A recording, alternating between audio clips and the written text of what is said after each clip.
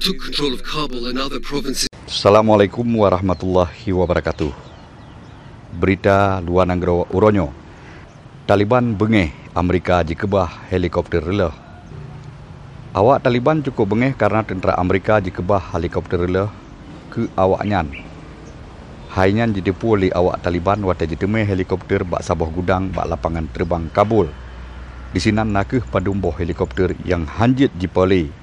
Lagi dipegah oleh siro reporter Al Jazeera dalam sebuah video bahawa sajih Taliban diharap tentera Amerika dikebah helikopter yang ged dan bejit jipa oleh tentera Amerika ditinggai Afghanistan bak 21 Ogos 2020.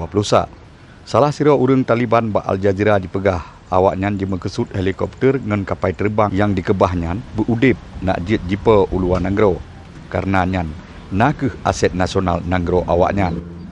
Siro jurubicara Pentagon Amerika dipegah le alat perang awaknyan yang tinggal di Afghanistan oleh awaknyan jibut gaki dari nangronyan. Mandum alat perang lagi motor tang, alat penembak rudal, helikopter dan pesawat dengan 10 buah motor yang mandum kajinon aktif oleh tentera Amerika.